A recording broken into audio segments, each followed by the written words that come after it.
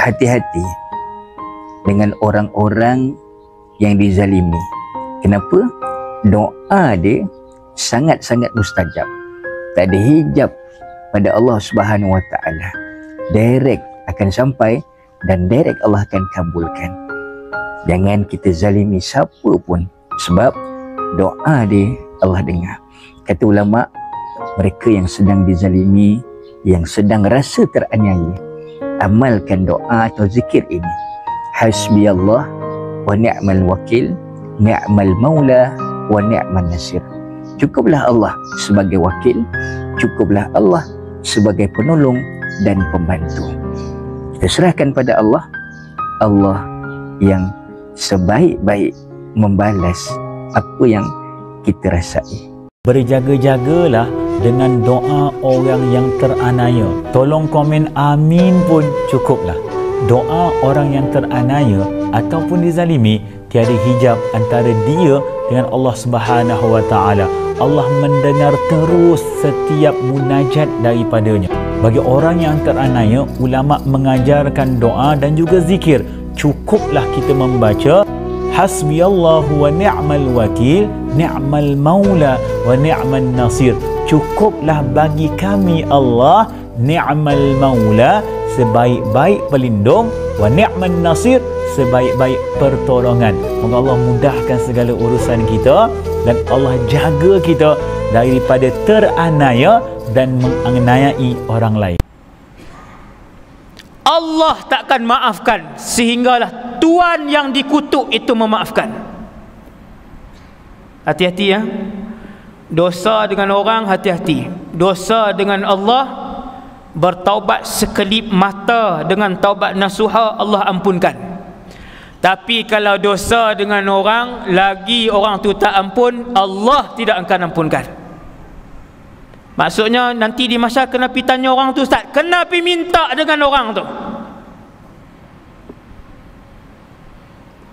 Dengan berapa ramai kita berbohong, dengan berapa ramai kita mengumpat, dengan berapa ramai orang kita tabung fitnah dekat dia, berapa ramai kita buka aib satu-satu orang tu, semua tu nampak tak dosa-dosa dengan orang. Hati-hati, hati-hati, saya sekali dan kita semua.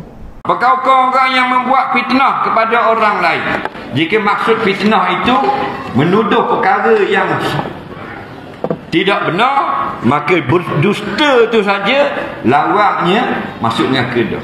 Tak usah kata dusta merosakkan orang lain. Dia berdusta atas diri dia saja. Faham tak ke? Dia tak dusta atas orang lain, masuk neraka. Kalau fitnah merosakkan orang lain, Allah Rabbi, lebih beratlah. Nak, lebih berat. Batulah. Kena hati-hatilah kita ni, mulut kita ni kayak gi kena ikat belaka kat mulut ni. Pasal mulut kita ni berahi pelawak. Al-yawma nakhtimu ala afwahihim. Hari kiamat kat gi kami akan jahit belaka mulut-mulut jahat. Tukallimuna aidihim. Mulut tak boleh cakap, kami jadikan tangan cakap. Orang yang fitnah dan orang yang mengiyakan fitnah, apakah hukumnya? Al-fitnatu asyaddu minal qatl. Memfitnah orang itu lebih teruk daripada membunuh. Membunuh satu nyawa saja mati, dan sesat dengan tanam tahlil 7 malam. Fitnah tak sesat, tak habis-habis, tak habis-habis, tak habis-habis. Dari hukumnya, taubat orang yang fitnah orang ni tak lepas. Dia mesti minta halal. Kalau tidak dihalalkan lagi di dalam dunia, pasti akan dibicarakan di akhirat. Sebab tu tuan-tuan, kita jangan buat aniaya pada orang. Jangan buat zalim pada orang. Jangan maki orang. Jangan fitnah pada orang. Kita tak tahu malam-malam dia buat apa.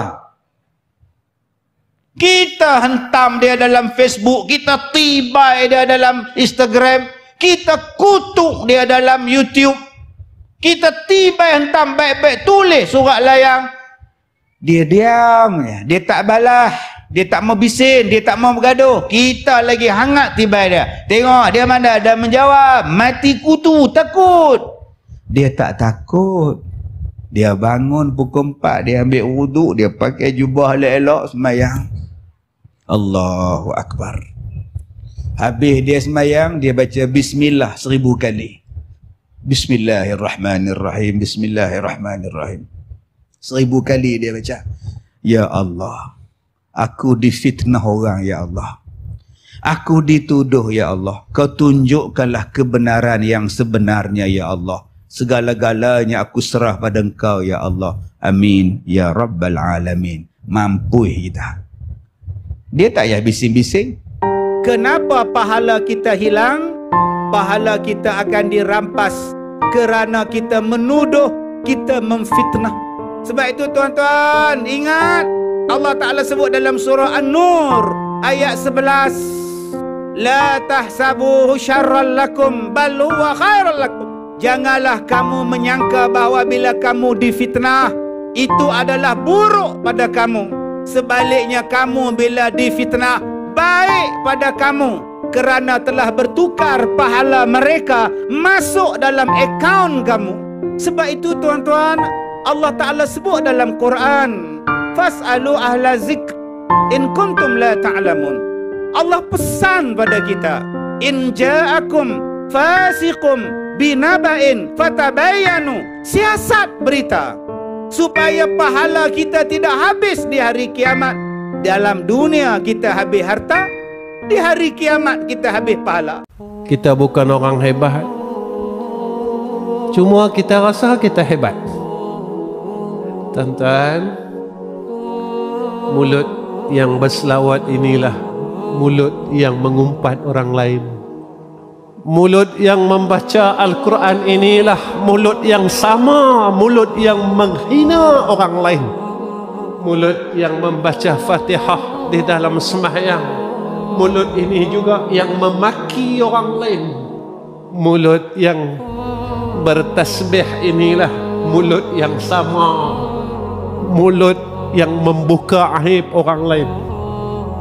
Kejahatan itu masih kita amalkan sehingga sekarang. Fitnah itu lebih kejam daripada pembunuhan. Kenapa? Karena orang yang memfitnah itu bahaya ini. Dia bukan hanya menyakiti orang yang difitnah, tapi dia menyebarkan kebohongan kepada orang lain. Jadi dosanya bukan hanya yang difitnah, tapi orang lain yang nggak tahu apa-apa bisa kena dosa karena mengiyakan apa yang dia sampaikan.